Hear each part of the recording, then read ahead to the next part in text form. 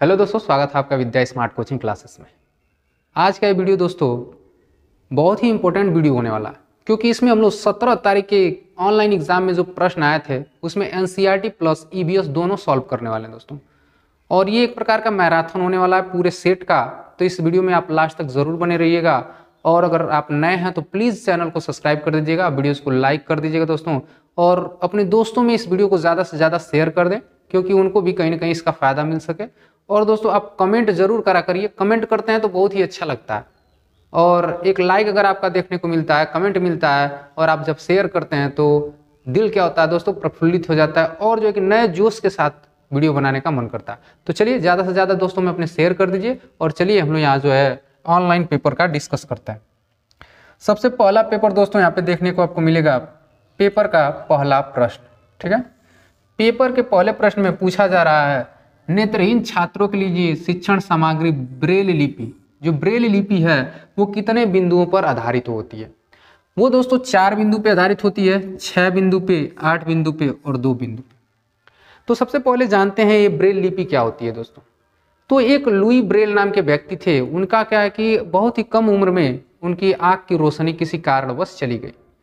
वो क्या करते थे, एक नए तरीके से सीखने का प्रयास करते थे, नया नया तरीका ढूंढते थे सीखने के लिए। फिर उन्होंने अपना एक नया तरीका ढूंढ निकाला और 6 बिंदुओं पर आधारित उभरे हुए कागज की एक सीट हुआ करती है, और उस पर उभरे हुए अक्षर बनाए जाते हैं, 6 बिंदु बनाए जाते हैं, और उन्हीं बिंदुओं को स्पर्श करके जो है कि दृष्टिबाधित व्यक्तियों को शिक्षा दी जाती है। तो इससे आपको पता चल गया होगा कि ब्रेल लिपि में कितने बिंदु होते हैं, तो 6 बिंदु होते हैं दोस्तों। तो इसका आंसर क्या हो जाएगा, बी वाला सही हो जाएगा। आगे चलते हैं और अगले प्रश्न को देखते हैं। अगला प्रश्न है दोस्तों, बावड़ी का अर्थ क्या है? देखिए, बावड़ी जो है दोस्तों, ये राजस्थानी भाषा में बावड़ी है, और बावड़ी उसे कहते हैं जहां पानी को इकट्ठा किया जाता है। ठीक है, तो पानी के इकट्ठे किए जाने वाले साधन को हम लोग बावड़ी कहते हैं। कुआं, धौला और ये सब क्या वहाँ राजस्थान में पानी इकट्ठा करने के लिए इस्तेमाल किए जाते हैं। लेकिन अगर बावड़ी की बात की जाए दोस्तों, तो बावड़ी जो होता है एक प्रकार का ये बना होता है, और चारों तरफ क्या होती हैं, सीढ़ियाँ लगी होती हैं, चारों तरफ सीढ़ियाँ बनाई गई होती हैं, और इसका भी जल भंडारण के रूप में, जल भंडार के रूप में इसका प्रयोग किया जाता है। और अधिकतर आपको भारत में मंदिरों के और मस्जिदों के किनारे दोस्तों या बीच में कहीं आपको देखने को मिलेगा, और उसमें जो है कि सीढ़ियाँ लगी होती हैं, और सीढ़ीदार जो होता है उसी को बावड़ी कहा जाता है। तो सीढ़ीदार जो कुआं होता है वही क्या कहलाता है, बावड़ी कहलाता है। तो ये जो है कि आंसर आपका 20 सही हो जाएगा। ठीक है, आगे चलते हैं। अब यहाँ देखेंगे दोस्तों, ये बहुत ही मज़ेदार प्रश्न और बहुत ही नॉलेजेबल प्रश्न है, क्योंकि इस जो देखने में लगता है कि थोड़ा सा भारी है, लेकिन ये बार बार आपके एग्जाम, देखो जितना सेट मैं कराया हूँ सारे सेट में ये आपका समझ लो कि ये साथ नहीं छोड़ने वाला। ये प्रश्न हर एक सेट में आपको मिलेगा, और ये बहुत ही आसान है दोस्तों। बस चाल और दूरी, समय बस निकाल लो, आपका आराम से निकल जाएगा। बस वही एक बार बस वही पूछता है, औसत चाल, औसत चाल, औसत चाल, हर एक प्रश्नों में। अब जितने सेट हैं सभी उसमें उठा करके देख लीजिए। तो चलिए इसको सॉल्व करते हैं। कोई व्यक्ति अहमदाबाद से तिरुवनंतपुरम जाने के लिए 6 सितंबर 2022 को रेलगाड़ी से सवार हुआ। यह रेलगाड़ी अहमदाबाद से 11:30 बजे चली, और 8 सितंबर 2022 को 3 बजे तिरुवनंतपुरम पहुंची। यदि रेलगाड़ी द्वारा चली गई दूरी 2277 किलोमीटर है, तो रेलगाड़ी की औसत चाल ज्ञात कीजिए। तो सबसे पहले मैं क्या करूंगा दोस्तों, औसत चाल का हम लोग सूत्र लिखेंगे। तो औसत चाल का सूत्र होता है, औसत चाल बराबर होता है दोस्तों कुल दूरी बटे कुल समय, कुल दूरी बटे कुल समय। तो सबसे पहले दूरी देखेंगे दोस्तों, तो दूरी 2277 किलोमीटर दिया है, लेकिन समय जो है कि दोस्तों दिनों में दिया है और टाइमों में दिया है। तो समय को पहले हम लोग कैलकुलेट करेंगे। तो सबसे पहले जो डेट दिया है उसको लिखते हैं। तो पहला डेट है 6 सितंबर। अगर आप मेरी पिछली वाली वीडियो देखे होंगे दोस्तों, तो मैं बताया था कि किस तरह जो है कि आप इसको निकाल सकते हैं। और जो है कि फिर अगला डेट है 8 सितंबर। 8 सितंबर को यानी 2022 को, ये टाइम सबसे पहले जो है कि टाइम देखेंगे, टाइम इनका कितना है। टाइम है दोस्तों 11:30 बजे। ठीक है, और इधर जो कि एक टाइम है 3 बजे। ठीक है, तो देखो सबसे पहले देखेंगे दोस्तों कितना दिन लग रहा है इसको जाने में, तो 6 2 8 यानी 2 दिन लग रहे हैं इसको, 6 7 और 8, यानी इस तरह अगर देखा जाए तो 2 दिन होगा, 6 से 8 को 2 दिन होगा, यानी अगर टोटल माने तो 2 दिन में टोटल 48 घंटे चलिए, अगर माने तो। ठीक है, मान के चलिए कि कितना चलिए, 48 घंटे चलिए। ठीक है, उसके बाद अगर दोस्तों ये 48 घंटा कब चलती, जब ये 3 बजे नहीं पहुंच करके कब बजे पहुंचती है, 11:30 बजे पहुंचती, तब जो है कि जा करके कहीं आपका क्या होता है, इस डेट से इस डेट में 48 घंटा होता। सोचिए होगा कि नहीं होगा 48 घंटा। 11 से 11:30 चलती, 6 से 8 तक, तो कितना होता 48 घंटा। अगर दोस्तों मैं क्या करूं, घटा करके ये निकाल दूं कि 8 घंटे मतलब 48 घंटे होने में कितने घंटों की कमी है, तो वही टोटल जो है कि आपकी संख्या निकल के आ जाएगी। तो मैं क्या करता हूं, 11:30 से 3 घटा देता हूं, 11:30 घंटे से दोस्तों 3 घंटा क्या करता हूं मैं, 3 बजे घटा देता हूं, तो यहाँ जो कि आधा घंटा निकल के आ जाएगा, और इधर कितना 8 घंटा, यानी 8.5 घंटा। कितना 8.5 घंटा दोस्तों ये कम चली है, यानी 48 में से 8.5 घंटा निकाल देंगे तो टोटल जो है कि हमारा चली हुई संख्या जो है कि निकल जाएगी। ठीक है, तो चलिए इसमें से घटा देते हैं, तो इधर हो जाएगा 60 में से 30 जाएगा दोस्तों 30, यहाँ बचा 7, 8 7 कितना होता है दोस्तों 9 8 17, इधर 9 हो जाएगा और इधर 3, 39.5, यानी इसको अगर घंटा में परिवर्तित किया जाए दोस्तों तो 39 सही 1/2, यानी 39.5 घंटे। कितने 39.5 घंटा समय आपका निकल के आ जाएगा। सोचिए आया कि नहीं आया 39.5 घंटा, कितना आसान है। देखिए सबसे पहले ये कैलकुलेट कर लीजिए, और देखिए जैसा कि मुझे बहुत ही आसान लगता है, क्योंकि मैं इधर से 11 से 11:30 अगर इसको चलाता तो 48 घंटे टोटल होते, बताइए होते कि नहीं होते। उसके बाद मैं क्या किया कि देख लिया कि ये जो है कि कितना अब कम हो रहा है, यानी 48 घंटे में कितना कम हो रहा है, तो 11:30 बजे से 3 बजे के बीच की संख्या को हमने क्या समय को घटा दिया, तो इधर जो 8.5 घंटा आ गया, कितना आ गया 8.5 घंटे, और इस 8.5 घंटे को हमने क्या कर दिया है इधर से घटा दिया। देखिए ये 8.5 को दोस्तों यहाँ जो है कि 8 सही 1/2 अगर लिखें तो 8.5 लिख सकते हैं, चाहे 8:30 लिख सकते हैं, तो यहाँ पे मैं 8:30 यानी 8.5 घंटा करके घटाया, और 39.5 यहाँ पे आ जाएगा, इतना घंटा आ गया। उसके बाद कुल दूरी जो है कि कितनी है दोस्तों, तो कुल दूरी है 2277, अब बटा में कुल समय कितना निकल के आया 39.5, और दोस्तों इसको कैलकुलेट करेंगे तो आपका आंसर जो है 57.9 किलोमीटर प्रति घंटा आ जाएगा। तो इसका आंसर जो है कि 57.9 किलोमीटर प्रति घंटा हो जाएगा। ठीक है, इसको सॉल्व कर सकते हैं, भाग देकर देख लीजिए, इतना ही आंसर आने वाला है, तो इसका आंसर क्या हो जाएगा 20 सही हो जाएगा। ये जो है कि दोस्तों इस तरह के लगाने का आप प्रयत्न करिए, आपके एग्जाम में पक्का है कि ऐसा जो है कि 1 नंबर का प्रश्न आने वाला है। ठीक है, आगे चलते हैं और अगला प्रश्न देखते हैं। वाष्पन के कारण शीतलन की प्रक्रिया तब धीमी होती है जब वायुमंडल में जल के खुले पृष्ठ का क्षेत्रफल। देखिए ये वाष्पीकरण के बारे में पूछ रहा है दोस्तों, और हम आप लोग जब क्लास 9th का विज्ञान पढ़ेंगे तो विज्ञान में लिखा गया है कि वाष्पीकरण से शीतलता होती है। इसको समझने के लिए आप क्या करिए, घर पे ईथर ले लीजिए, ईथर अगर आपके पास है तो हथेली पे रखिए, और कुछ देर बाद जब देखते हैं जब वो वाष्प बन के उड़ता है तो आपकी हथेली क्या होती है, ठंडी हो जाती है। अगर आपके पास ईथर नहीं है दोस्तों तो सैनिटाइजर जो है कि इस समय जिस प्रकार कोरोना में सभी लोग सैनिटाइजर मारते थे, तो एक बार फील करिएगा जब आप सैनिटाइजर हाथों पे मारते थे तो सैनिटाइजर के उड़ने के बाद आपको क्या हाथों में ठंडी महसूस होती थी, यानी वाष्पन की क्रिया से दोस्तों ठंडाई महसूस होती है। और इसका सेम उदाहरण आपको देखने को मिलेगा अगर आप सेंट मारते हैं या आप जो है कि सैनिटाइजर हाथों पे लगाते हैं तो आपको ठंडाई महसूस होती है। अब ये जो ठंडाई महसूस होती है वाष्पीकरण से होती है, और ये शीतलन की प्रक्रिया होती है, और शीतलन की प्रक्रिया कब धीमा हो जाएगी इसके बारे में बात करेंगे। तो देखिए ये जो वाष्पीकरण है दोस्तों, वाष्पीकरण दोस्तों कई चीजों पे निर्भर करता है। वाष्पीकरण जो कि निर्भर करता है, वो निर्भर करता है निम्न कारकों पे। वो निम्न कारकों को मैं यहाँ पे बता देता हूँ। वायु की गति पर, वायु की गति पर, फिर उसके बाद दूसरा देखेंगे दोस्तों क्षेत्रफल पर, उसके बाद दोस्तों नमी पर, वायुमंडल के नमी पर, उसके बाद दोस्तों देखेंगे वायु की गति हो गया, क्षेत्रफल हो गया, नमी हो गया, और उसके बाद तापमान पर। तापमान पे भी निर्भर करता है, वायु की गति पे भी, क्षेत्रफल पे भी, नमी पे भी और तापमान पे भी। अब इन टर्मों को समझेंगे दोस्तों। वाष्पीकरण बहुत ही बड़ा टॉपिक है, अगर उसको समझने जाएं तो पूरा टॉपिक लग जाएगा। तो देखो वायु की गति की अगर बात करें दोस्तों, तो अब ध्यान दीजिएगा, अगर आप चाय पीते हैं तो चाय को फूंक मार के पीते हैं। क्यों? क्योंकि जब हम फूंक मारते हैं दोस्तों तो वाष्पीकरण की दर क्या हो जाती है, बढ़ जाती है, वाष्प जल्दी जल्दी उड़ने लगता है और हमें क्या, ठंडा जो है कि चाय जल्दी ठंडा हो जाता है। तो वो जो है कि दोस्तों वायु की गति अगर आप बढ़ाएंगे तो वाष्पीकरण की दर भी क्या हो जाएगी, बढ़ जाएगी। जिस प्रकार अगर हवा चल रही है और हवा चल रही है उसमें अगर आप अपने कपड़े धो करके पसार दीजिए या फैला दीजिए तो उस समय हवा की जो गति है वो उसमें से नमी के कण को भी लेकर चली जाती है, इस प्रकार आपका कपड़ा भी जल्दी सूख जाता है। तो बहुत सारे दैनिक जीवन में इसके उदाहरण हो सकते हैं। अब देखेंगे क्षेत्रफल दोस्तों।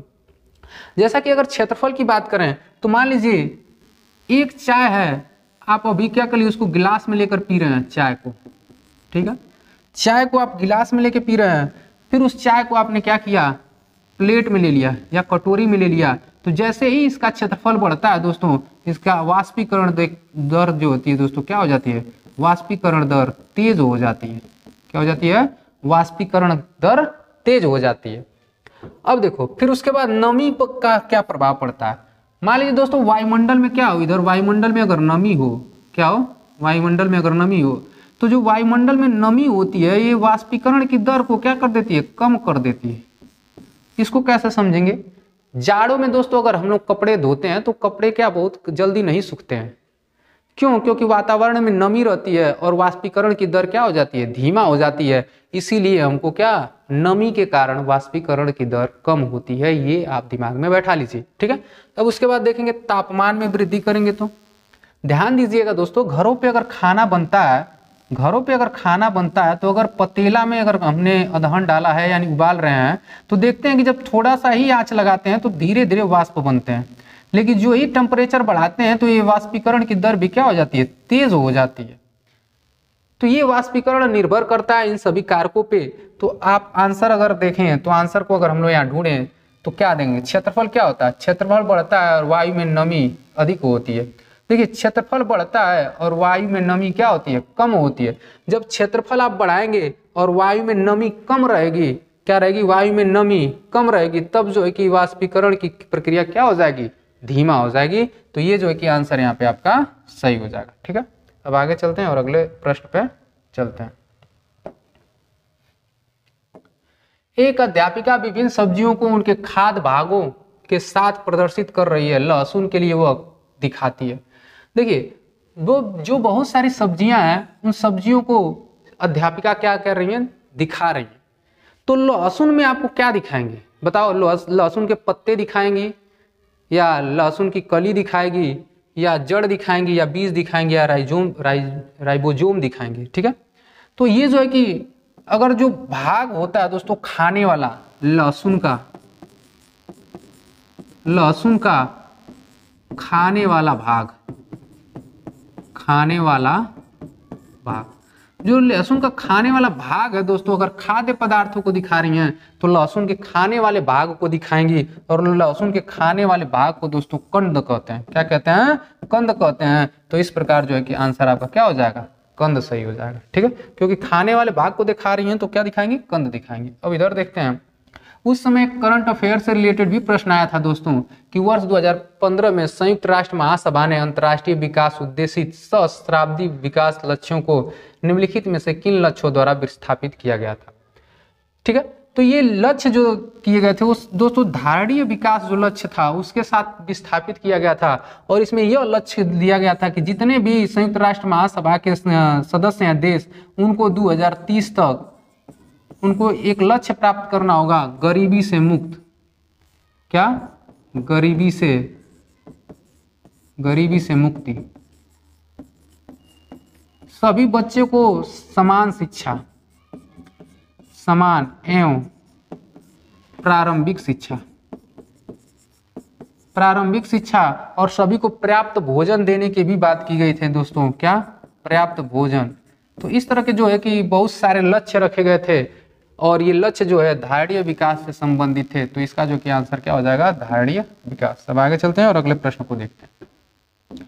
अगर दोस्तों आप वीडियो देख रहे हैं और आप लाइक नहीं किए हैं तो प्लीज़ एक बार लाइक कर दीजिएगा, अपने दोस्तों में भी शेयर करिएगा। चलिए अगला प्रश्न देखते हैं। निम्नलिखित में से किसके लिए पद तेल प्रयुक्त होता है? देखिए ये जो कुछ ऑप्शन दिए गए हैं उनमें हम लोग तेल शब्द का इस्तेमाल कहाँ करते हैं, जो सुटेबल लगेगा। तब पेट्रोल भी तेल है और कच्चा को भी तेल कहते हैं, डीजल भी तेल है, पेट्रोल भी तेल है, कच्चा तेल है और डीजल भी तेल है। लेकिन यहाँ पे देखिए कुछ ज़्यादा ऑप्शन है, पेट्रोल को भी तेल कहते हैं, डीजल को भी और कच्चा तेल को भी। तो यहाँ जो है कि 3 ऑप्शन लगभग सही है। तो यहाँ जो है कि प्रायिकता इसकी ज़्यादा हो गई है, तो यहाँ जो है कि आंसर आपका ये हो जाएगा। ठीक है,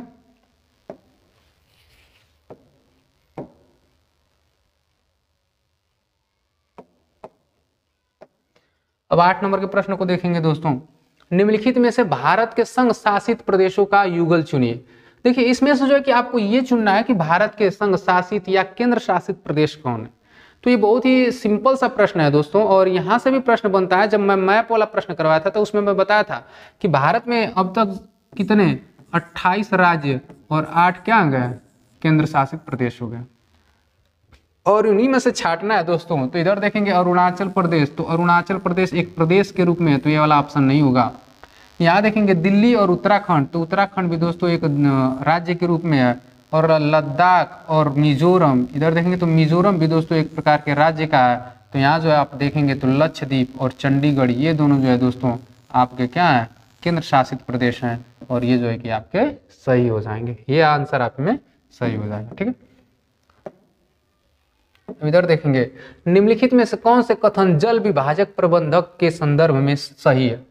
देखिए दोस्तों इसमें क्या करना है, जल विभाजक यानी जल को अलग करना है और उसका प्रबंधन करना है, उसके बारे में आप क्या कर सकते हैं। इसमें भूमिगत तथा सतही जल का संरक्षण, सही बात है। उसमें क्या करेंगे, जल को अगर संरक्षण करना है, चाहे जल को बचा के रखना है, तो हम लोग क्या करेंगे, भूमिगत तथा सतही जल का संरक्षण कर सकते हैं। इसे व्यक्तिगत स्तर पर संभाला जा सकता है। बताओ जल विभाजक को अगर कहा जाए कि केवल एक व्यक्ति क्या करे, केवल एक व्यक्ति इसका दायित्व निभाए, तो बताओ क्या ये संभव है? कोई एक व्यक्ति अगर इस जल संरक्षण के या प्रबंधन का कोई एक व्यक्ति कार्य करे तो क्या ये संभव है? बताइए, नहीं संभव है। तो इसलिए ये वाला ऑप्शन क्या होगा, नहीं होगा। योजना बनाने के लिए निधि कोष के आवंटन का निर्धारण। देखिए जाहिर सी बात है दोस्तों, जब बड़ा स्तर पे काम करेंगे तो उसे जो है कि निधि की जरूरत होगी, और निधि के साथ साथ पैसे की भी जरूरत होगी। तो यहाँ पे आंसर क्या हो जाएगा, ये वाला सही हो जाएगा। अब इधर देखते हैं, जल के संरक्षण हेतु जल विभाजक पॉलिसी का गठन। जाहिर सी बात है अगर एक पॉलिसी बना दिया जाए तब जो है कि दोस्तों सभी व्यक्तियों पे प्रभाव पड़ेगा और इसका असर आगे तक जाएगा। तो ये जो है यहाँ से ये वाला भी ऑप्शन सही हो रहा है, यानी ACD और ACD यहाँ पे 2 नंबर पे आपको देखने को मिल रहा है। इसका आंसर ACD हो जाएगा। ठीक है, अब इधर देखेंगे निम्नलिखित में से कौन सा भारत का राष्ट्रीय वृक्ष है। भारत के राष्ट्रीय वृक्ष के बारे में बात की जा रही है दोस्तों कि भारत का राष्ट्रीय वृक्ष क्या है। तो भारत के राष्ट्रीय वृक्ष की अगर बात करें तो पीपल, नीम, बरगद और कदम।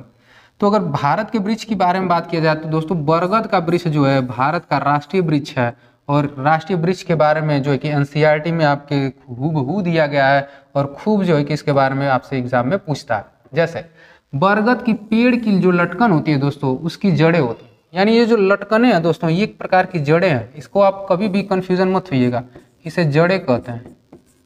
क्या कहते हैं, जड़ें। वे टहनियों से निकलती हैं और बढ़ते बढ़ते जमीन के अंदर चली जाती हैं। अब देखो ये जो लटकने हैं दोस्तों टहनियों से आती हैं और बढ़ करके जमीन के क्या नीचे तक भी जाती हैं। बरगद की लटकन वाली जड़ें मजबूत खंभों की तरफ पेड़ की सहारा करते हैं। ये देखो ये जो है ये पेड़ को क्या करती हैं, सहारा प्रदान करती हैं। जिस प्रकार जड़ पेड़ को सहारा प्रदान करता है, ये लटकने एक प्रकार की जड़ होती हैं और ये क्या करती हैं, पेड़ को सहारा प्रदान करती हैं। तो ये जो है कि बरगद के बारे में आप याद रखिएगा, NCERT में पूछा जा सकता है। अब इधर देखेंगे अगला प्रश्न, चांगम्पा जनजाति के बारे में पूछा गया दोस्तों। चांगम्पा जनजाति के बारे में ठंडे रेगिस्तान में निवास करते हैं, पहाड़ों पर निवास करते हैं, पठार क्षेत्र में निवास करते हैं, नदियों के समीप रहने वाली एक जनजाति है। तो देखिए चांगम्पा जनजाति जो होती है दोस्तों ये पठारी क्षेत्र में रहने वाले होते हैं और ये लद्दाख में पाए जाते हैं, और ये एक चांगथांग इनका इलाका होता है, और चांगथांग का अर्थ होता है जहाँ कम लोग रहते हैं, और ये लोग उसी पठारी क्षेत्र में रहते हैं, और ये भेड़ बकरियों और सांडों के साथ इधर उधर क्या घूमते रहते हैं। और चारे की खोज में एक स्थान से दूसरे स्थान तक ये लोग जाते रहते हैं और ये जगहों जगहों पे रुक रुक कर टेंट लगाते हैं। और ये जिसमें रहते हैं उसे रेबो कहा जाता है। ये लोग जिस टेंट में रहते हैं उसको रेबो, और बकरियां और भेड़ों को जिस टेंट में रखते हैं उसको लेखा कहा जाता है। तो चलिए इसका जो है कि आंसर आपको पता चल गया कि पठार क्षेत्र में निवास करने वाली एक जनजाति होती है जिसे चागंपा जनजाति कहते हैं। तो इसका आंसर सी सही हो जाएगा। और इधर जो है जैसा कि मैंने आपको फैक्ट बताया चागंपा जनजाति के लोगों के बारे में, इधर जो है कि आप देख सकते हैं चांगथांग इलाका लद्दाख में है। इसका मतलब है जहाँ कम लोग रहते हैं। चागंपा जनजाति के लोग घुमंतु होते हैं। कैसे होते हैं? घुमंतु। अपने भेड़ के साथ मैदान की यानी हरे मैदान की खोज में क्या करते हैं? इधर उधर घूमते रहते हैं। जैसा कि मैंने बताया चागंपा लोग खास तरह की बकरियां रखते हैं जिनसे बालों से पश्मीना शाल उगाई जाती है। पश्मीना शाल बनती है दोस्तों, ठीक है। और पश्मीना शाल को बनाने में दोस्तों एक सामान्य पश्मीना शाल बनाने में 250 दिन लगते हैं, ठीक है। 250 या 200 दिन तक लगते हैं उसको एक पश्मीना शाल बनाने के लिए, और एक सिंपल शाल बनाने में लगते हैं 250 घंटे, ठीक है।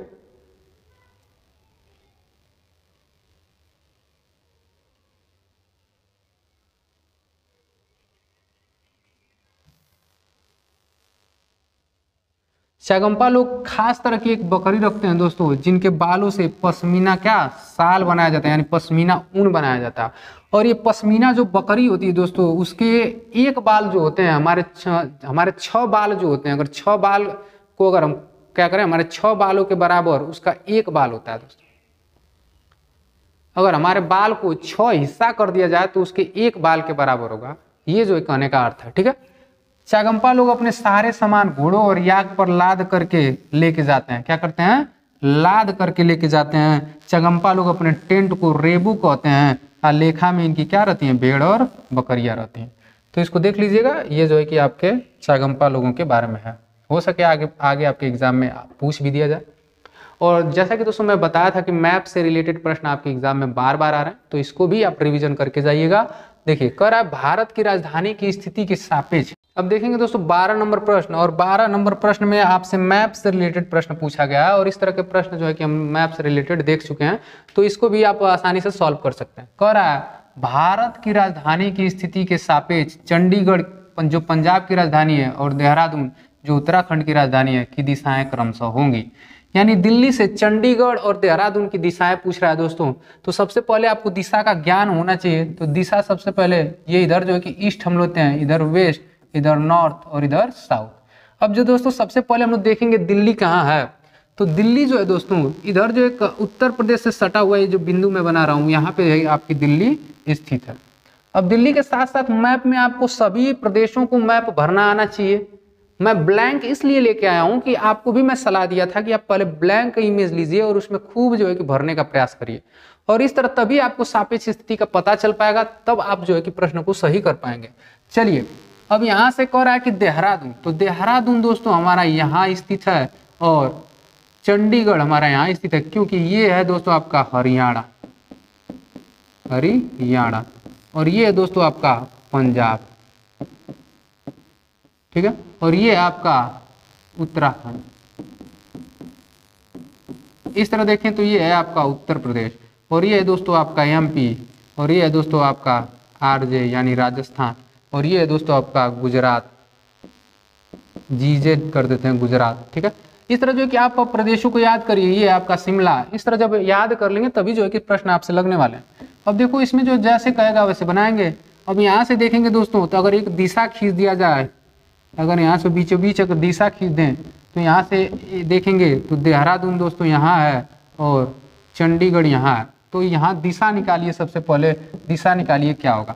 तो इधर जो दिशा होगी दोस्तों, अगर ये ईस्ट मान लें, ये वेस्ट और ये नॉर्थ और ये साउथ, तो इधर देखेंगे ये वाली जो दिशा होगी दोस्तों ये नॉर्थ ईस्ट दिशा होगी, यानी उत्तर पूर्व। और इधर की जो दिशा होगी दोस्तों ये होगी नॉर्थ वेस्ट यानी उत्तर पश्चिम। तो आप जो है कि दोस्तों अब एग्जाम में आएगा तो इसी तरह के प्रश्न को सॉल्व करेंगे। और जैसा कि आप यहाँ से दिल्ली से देख लिए हैं उसी तरह दूसरे राज्यों से भी पूछा गया है और पूछा भी है प्रश्नों में, ठीक है। तो इसका जो है इसीलिए मैं मैप से अलग से प्रश्न करवाया था, अगर उसको आप नहीं देखें तो उससे रिलेटेड और भी आगे वीडियो बना दी जाएगी, लेकिन उसको भी अगर आप देखना चाहते हैं तो जा करके देख सकते हैं। अब यहाँ से जो कि दोस्तों इसका आंसर मिल गया, यानी उत्तर पूर्व और उत्तर पश्चिम। देखिए उत्तर पूर्व और उत्तर पश्चिम जो इस आंसर मिलेगा, यानी चंडीगढ़ के बारे में पूछ रहा है सबसे पहले, तो चंडीगढ़ सबसे पहले कहाँ है, उत्तर पश्चिम में, यानी उत्तर पश्चिम और उत्तर पूर्व यही जो है कि आपका आंसर मिल रहा है। तो इसका आंसर क्या हो जाएगा, उत्तर पश्चिम और उत्तर पूर्व। यहाँ भी देखेंगे, क्रम देखेंगे किसका सबसे पहले पूछ रहा है, तो चंडीगढ़ और देहरादून का पूछ रहा है, तो सबसे पहले चंडीगढ़ का लगाएंगे और बाद में उत्तराखंड का। तो आंसर आपका क्या मिल गया, आपका आंसर उत्तर पश्चिम और उत्तर पूर्व, ठीक है। अब आगे चलते हैं। ये प्रश्न है दोस्तों, निम्नलिखित में से कौन सा महत्वपूर्ण कारक है जो मादक पदार्थों का दुरुपयोग में योगदान करता है। देखिए मादक पदार्थ पीना दोस्तों क्या है, स्वास्थ्य के लिए भी हानिकारक होता है, समाज के लिए भी हानिकारक है।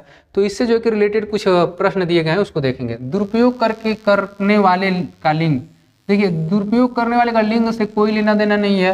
वे जिस क्षेत्र में रहने वाले हैं वहाँ तंबाकू उगाया जाता है, ये भी कुछ मतलब नहीं समझ में आ रहा है। क्षेत्र की जलवायु की स्थिति, ये भी कोई नहीं है। लेकिन अन्य परिवार के सदस्यों द्वारा पदार्थों का नियमित प्रयोग या उपयोग, देखिए जब क्या होता है कि एक किसी समाज द्वारा या किसी सदस्यों द्वारा पदार्थों का नियमित प्रयोग या उपयोग होता है, तो उस मादक पदार्थ का क्या दुरुपयोग करने में योगदान होता है। तो यहाँ जो है कि आंसर क्या हो जाएगा, सी वाला आंसर यहाँ पे सही हो जाएगा। अब 14 नंबर के प्रश्न को देखेंगे। सामाजिक विज्ञान में प्रवसन एक महत्वपूर्ण संप्रत्यय है। उत्प्रवसन मूलतः निम्नलिखित में से किसे निर्दिष्ट करता है। प्रवसन का मतलब होता है दोस्तों, एक स्थान से अगर कोई व्यक्ति रह रहा है, फिर कुछ कारणोंवश उस स्थान को छोड़ करके दूसरे स्थान तक चला जाए, तो उसे प्रवसन कहा जाता है। यानी अपने घर द्वार को छोड़ करके दूसरे जगह जाना प्रवसन कहलाता है। उसी संदर्भ में उत्प्रवसान का मतलब होता है। उत्प्रवासन या वसन का क्या अर्थ होता है, एक देश से दूसरे देश में स्थान बदलना, या एक शहरी क्षेत्र से दूसरे शहरी क्षेत्र में स्थान बदलना, एक देश से बाहर स्थान बदलना, एक देश में अंदर स्थान बदलना। देखिए जो अंदर, एक ही देश के अंदर अगर दोस्तों हम लोग स्थान बदलते हैं, ठीक है, तो एक देश के अंदर ही हम लोग अगर स्थान बदलते हैं तो उसको हम लोग जानते हैं प्रवासी के अंतर्गत, प्रवास के अंतर्गत। या एक ही शहर से भी जाते हैं दोस्तों, उसको भी प्रवासी बोला जाता है। जैसे आप देखते होंगे कि बहुत बात किया गया था कि जब लॉकडाउन लगा था तो एक शहर से दूसरे शहर में लोग आए थे, तो उसको भी प्रवासी मजदूर के नाम से जाना गया था।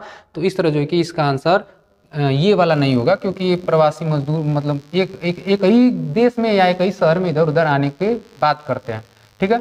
और प्रवसन का बात किया जाए तो ये जो होता है एक देश से बाहर स्थान बदलना, ये जो है कि उत्प्रवसन के अंतर्गत आता है।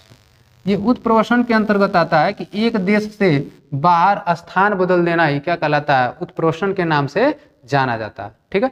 तो इसका आंसर क्या हो जाएगा, यही सही हो जाएगा। और ये जो है कि इसका सटीक आंसर एकदम हो गया। तो इसको देख लेंगे। अब अगला देखते हैं।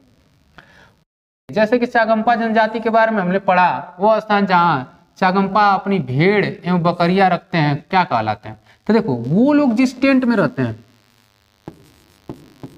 चागंपा लोग जिस टेंट में रहते हैं, जिस टेंट में रहते हैं उसे रेबो कहा जाता है।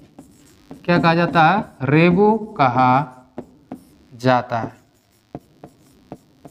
ठीक है। लेकिन जिसमें भेड़ और बकरियां रखते हैं दोस्तों, उसे लेखा कहा जाता है। तो इसका आंसर क्या हो जाएगा, लेखा हो जाएगा। और ये जो है कि चागंपा लोग बहुत ही घुमंतु होते हैं, अपने भेड़ बकरियों को चारों तरफ हरे हरे घास की खोज में घूमते रहते हैं। निम्नलिखित में से कौन से पद पर्यावरण अध्ययन के शिक्षक की विशेषताओं की व्याख्या करते हैं, ठीक है। अब देखिए यहाँ से दोस्तों हम लोग का एनसीईआरटी अब खत्म होता हुआ, और यहाँ से अब हम लोग किस पे चलेंगे, पेडागोजी के प्रश्नों पे चलेंगे। तो आप लास्ट तक बने रहिएगा। अगर अभी तक दोस्तों आप वीडियो में जुड़े हैं तो अगर लाइक नहीं किया तो मैं बार बार बताता हूँ, आप जरूर लाइक कर दीजिए दोस्तों। थोड़ा सा अपना प्यार बनाइए और थोड़ा सा अपना थोड़ी सी कृपा भी दिखाइए, ठीक है। तो चलिए यहाँ पे देखते हैं इस तरह के प्रश्नों को। कौन सा पद पर्यावरण अध्ययन के शिक्षक की विशेषताओं की व्याख्या करता है। इनमें से कौन से ऐसे चरण होंगे जिसमें पर्यावरण अध्ययन एक सुचारू रूप से होगा और एक इंगेज रूप में होगा। तो चलिए देखते हैं। विषय वस्तु संचारक, विषय वस्तु पे आधारित नहीं होना चाहिए, सीटेट इसको एकदम नकारता है, तो ये जो है कि ऑप्शन गलत हो जाएगा। अब इधर देखिए व्यवहार रूपांतरण, विषय वस्तु संचालक, अधिगम सहजकर्ता। अधिगम सहजकर्ता का मतलब होता है दोस्तों, अधिगम जो हो बहुत ही सहजपूर्ण और व्यवहार के रूप में हो जाए, ज़्यादा कठिनाई ना हो और सहज रूप में जो है कि पर्यावरण का अध्ययन कर लें, तो ये जो है कि ऑप्शन क्या है, यहाँ पे ऑप्शन ये सही हो जाएगा। अब देखेंगे स अधिगमकर्ता। स अधिगमकर्ता में दोस्तों जो टीचर है, चाहे जो अध्यापिका है, बच्चों के बीच एक प्रेम भाव के रूप में और एक सहपाठी के रूप में भूमिका निर्वाह कर करके जब बच्चा उनके साथ पर्यावरण का अध्ययन करता है तो वो कहलाता है स अधिगमकर्ता। यानी दोनों लोग इंगेज होकर जब इसके बारे में जानकारी प्राप्त करें तो वो स अधिगम, यानी ये जो कि पर्यावरण के बहुत विशेष योगदानों में से दोनों एक हैं, और ये जो है कि ये दोनों दोस्तों आपके सम्मिलित नहीं रहेंगे, तो इसका जो कि आंसर है बी और सी हो जाएगा। यानी यहाँ 3 नंबर वाला प्रश्न सही हो गया। ठीक है, अब आगे चलते हैं। 17 नंबर को देखते हैं। ईवीएस शिक्षण अधिगम प्रक्रम में बज समूह का दायित्व क्या है? तो जो बज समूह का दायित्व होता है दोस्तों, छोटे समूह को कार्य पूर्ण करने के साथ साथ उन्हें एक और समस्या देना, यही जो कहलाता है बज समूह कहलाता है। तो इसका आंसर सी हो जाएगा। अब आगे चलते हैं। देखिए ये वाला प्रश्न बहुत ही बढ़िया है दोस्तों, और इसको देखेंगे। देखो, जंगल भ्रमण के दौरान सीमा ने एक चमकीली रंगीन फूल वाला पौधा देखा। सीमा क्या करती है, एक रंगीन फूल वाला पौधा देखती है, और सीमा ने अपने अध्यापक से अनुरोध किया कि वे उसके बगीचे के लिए उस पौधे को उखाड़े। अब देखो वो जो सीमा है, देखिए हमारा भी जो है कि दोस्तों मन यही करता है कि अगर अच्छे मनमोहक फूल दिखते हो तो मन करता है कि इसको उखाड़ करके आप क्या करो, अपने बागवानी में ले जा करके लगा दो। तो वही जो भाव उठ रहे हैं सीमा के मन में उठ रहे हैं। तो अध्यापिका ने चाहे अध्यापक ने उत्तर दिया, हर सुंदर फूल और पौधे को नहीं तोड़ा जाना चाहिए। यह एक दुर्लभ पौधा है, और अगर सभी विद्यार्थी जंगल से पौधे को तोड़ने लगे तो प्रजाति क्या हो जाएगी, नष्ट हो जाएगी। यानी अगर सभी लोग दोस्तों इस तरह का कार्य करने लगे तो एक प्रकार की प्रजाति क्या हो जाएगी, नष्ट हो जाएगी। उसी के बारे में टीचर यहाँ पे बोल रही है। अध्यापक पर्यावरण अध्ययन शिक्षण के निम्नलिखित किस उद्देश्य को पूर्ण करने का प्रयास कर रही है? तो जो अध्यापक हैं वो उसको मना कर दिए।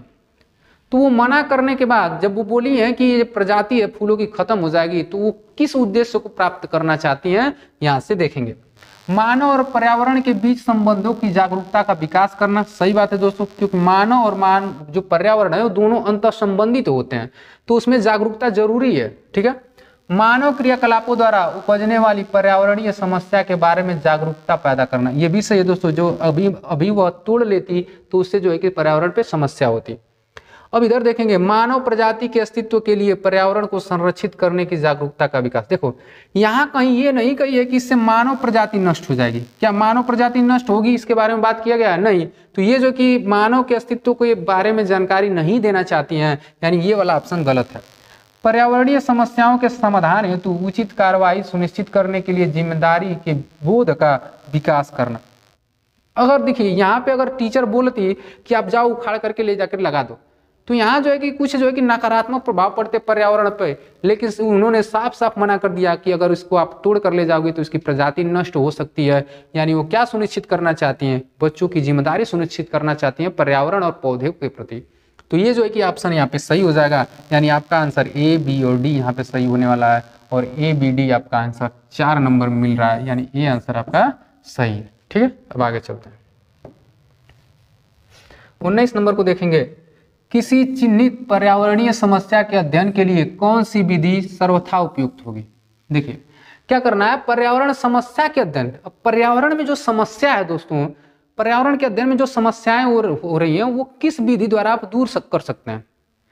तो देखेंगे साक्षात्कार विधि द्वारा। क्या आप आमने सामने बैठा करके प्रश्न पूछ करके विचार को जान करके क्या पर्यावरण की समस्याओं को सॉल्व कर सकते हैं? नहीं। तो यहाँ जो है कि नहीं। फिर अवलोकन करके भी दोस्तों नहीं किया जा सकता है, और प्रश्नोत्तर पूछ के भी नहीं किया जा सकता है। लेकिन समस्या समाधान विधि आप देखिए साफ साफ लिखा हुआ है, जब समस्या है तो उसका समाधान विधि आप प्रयोग करेंगे, तो समस्या समाधान विधि आपका यहाँ पे आंसर क्या हो जाएगा, सही हो जाएगा। अब आगे चलिए। रेवती बच्चों को उनके द्वारा संकलित बीजों को लगाने के बारे में शिक्षित करना चाहती है। जो एक रेवती है वो बच्चों को बीज लगाने के लिए शिक्षित करना चाहती हैं। इसके लिए रेवती को निम्नलिखित में से किन संसाधनों का उपयोग करना चाहिए? तो देखिए इनमें किन संसाधनों का, सामुदायिक संसाधनों का उपयोग नहीं करना चाहिए, ठीक है। संस्थागत साधनों का भी उनको नहीं उपयोग करना चाहिए, क्योंकि बीज जो होते हैं दोस्तों वो पर्यावरण से संबंधित होते हैं, प्राकृतिक से संबंधित होते हैं। इसलिए बीजों को हमेशा क्या उपयोग करने के लिए चाहिए, उगाने के लिए प्राकृतिक संसाधन का प्रयोग करना चाहिए। तो ये जो है कि आंसर आपका क्या हो जाएगा, सी हो जाएगा, क्योंकि प्राकृतिक वस्तुएं आसानी से आपको प्राप्त भी हो जाएंगी और उसमें बीज उगाना भी बहुत आसान हो जाएगा। अब इधर देखेंगे, ईवीएस कक्षा में छात्रों से बहुत सारे प्रश्न पूछने से क्या होता है? अब ईवीएस में दोस्तों अगर क्या किया जाए, ज्यादा से ज्यादा बच्चों से प्रश्न पूछा जाए तो क्या प्रभाव पड़ेगा, क्या उसमें विकसित होगा? तो अगर बात करें कि छात्र कार्यों में लगे रहते हैं तथा उन्हें अनुशासन में सुधार होता है। ये उद्देश्य नहीं है दोस्तों कि लगातार आप प्रश्न पूछे हुए तो बच्चे के आगे व्यस्त रहेंगे, ऐसा कुछ नहीं है। छात्रों को विषय का महत्व समझाने में मदद मिलता है, ये भी गलत है। छात्रों के बीच भेद करने, भेद तो कभी करेंगे नहीं, तो इस तरह के जो है कि आपके प्रश्न गलत हो जाते हैं, यानी छात्र प्रत्ययों को बेहतर समझते हैं। देखिए जब बार बार आप प्रश्न पूछेंगे, आप पूछेंगे शेर क्या होते हैं, अब जंगल कैसे बढ़ता है, पौधे कैसे उगते हैं, तो इस तरह जो बच्चे होंगे बार बार उसको सोचेंगे और अपने अंदर संप्रत्यय को विकसित करेंगे और उस संप्रत्यय को खूब अच्छे तरीके से समझ जाएंगे। तो ये जो है कि संप्रत्यय का अच्छा विकास होता है, यानी ए वाला ऑप्शन आपका सही हो जाएगा। इधर देखते हैं, स्वामी नदी के पास रहता है, एक लड़का है स्वामी नाम का, वो नदी के पास रहता है। भारी वर्षा की वजह से जल की पाइपलाइन क्षतिग्रस्त हो जाती है। अब देखो ज्यादा बारिश हो गई तो उसकी पाइपलाइन क्या होगी, क्षतिग्रस्त हुई और पेयजल आपूर्ति बाधित हो जाता। तो स्वामी के पिता जल को केन खरीदते हैं, यानी जल वाला डब्बा खरीद के लेके आते हैं। तो स्वामी अपने पिता से पूछता है, जब हमारी पास की नदी में इतना जल बह रहा है तो हम जल को खरीद कर क्यों पी रहे हैं, चाहे केन क्यों खरीद रहे हैं? तो स्वामी के पिता को क्या करना चाहिए? अब बताओ स्वामी के पिता को क्या करना चाहिए भाई? कहना चाहिए कि नदी का पानी शुद्ध है, पी लो जा करके, या कहोगे कि नदी का पानी अशुद्ध है, मत पिया करो, या कहोगे कि उसमें जीवाणु होते हैं? अब उसके पिता क्या ऐसा जवाब देंगे कि उस बच्चे को आसानी से समझ में आ जाएगा, ठीक है। तो अगर बात करें दोस्तों, तो स्वामी से कहना चाहिए कि वर्षा के मौसम में जल प्रदूषित हो जाता है और ऐसा जल पीने के लिए सुरक्षित नहीं है। तो जाहिर सी बात है दोस्तों, जो जब बारिश होती है तो चारों तरफ के कचड़े क्या होते हैं, मिल करके उस नदी में जाते हैं और इस तरह जो है कि हम नदियों के पानी को नहीं पी सकते हैं। तो ये जो है कि स्वामी को यही समझाना चाहिए, और बाकी सब जो कथन है वो उसके लिए कोई काम नहीं करेंगे और इससे जो है कि वो आसान तरीके से समझ जाएगा, ठीक है। तो इसका जो है कि आंसर आपका ए वाला सही हो जाएगा, जो कि उसके लिए उसके वातावरण से सीखने में सहायता मिलेगा।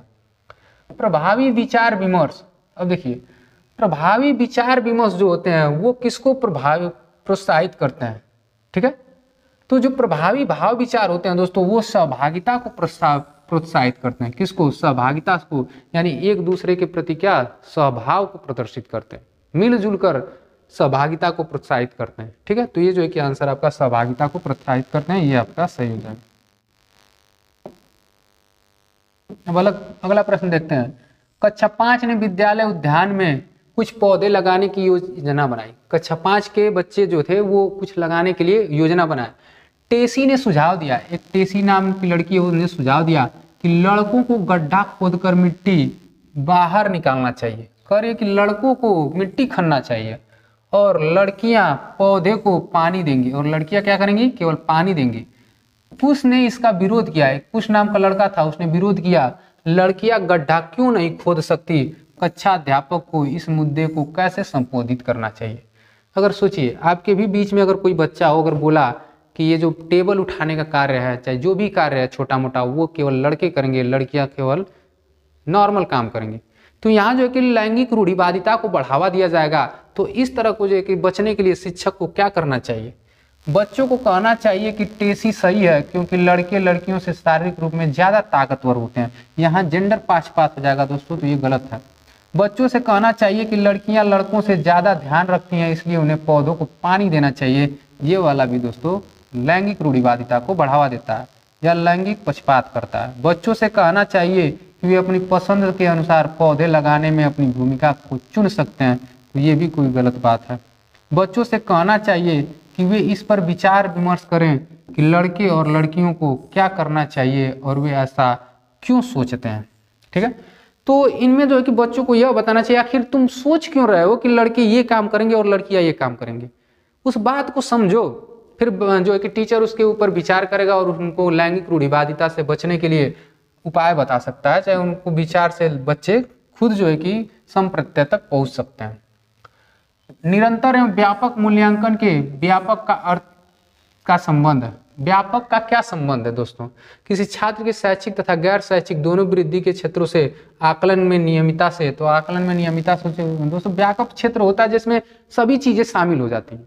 ठीक है, जब एक से अधिक चीजें उसमें शामिल होते हैं उसे व्यापक चीज कहते हैं, यानी व्यापक समूह कहते हैं। और सीखने की समस्याओं की पहचान, सब पाठ्यक्रम क्रियाकलापों का मूल्यांकन। लेकिन अगर किसी छात्र की शैक्षिक क्रिया और गैर शैक्षिक क्रिया दोनों को शामिल किया जाए तो क्या कहलाता है? व्यापक संबंध होता है। इसमें क्या हो जाएगा? व्यापक संबंध हो जाएगा, क्योंकि छात्र जब अगर एक शिक्षा ग्रहण करता है तो बस उसे एक जो है कि अगर सीमित हो जाता है, लेकिन सीमित के साथ साथ उसकी गैर शैक्षिक दोनों क्रियाओं को जब शामिल किया जाए तो व्यापक क्षेत्र हो जाता है। तो यहाँ जो है कि दोस्तों आपका आंसर क्या हो जाएगा? ए वाला सही हो जाएगा। निम्नलिखित में से कौन से पर्यावरण अध्ययन के प्रक्रिया कौशल है? पर्यावरण अध्ययन के प्रक्रिया कौशल होते हैं दोस्तों, वो कौशल क्या क्या होते हैं उसको हम लोग यहाँ पे देखते हैं। तो सबसे पहले दोस्तों क्या बनाया जाता है? तथ्यों की सूची बनाई जाती है। तथ्यों की सूची बनाने के बाद दोस्तों परिकल्पनाएं बनाई जाती हैं, फिर परीक्षण करना होता है, फिर दोस्तों उसके बाद संवाद होता है और अवलोकन के आधार पर दोस्तों निष्कर्ष निकाले जाते हैं। यानी आपका ACDFG, यानी आपका आंसर क्या? सी वाला आंसर, यानी के वाला, सॉरी यहाँ पे ए आपका होना चाहिए ABCD, तो आपका सी वाला आंसर क्या हो जाएगा? सही हो जाएगा। इस तरह जो है कि आप लिख सकते हैं।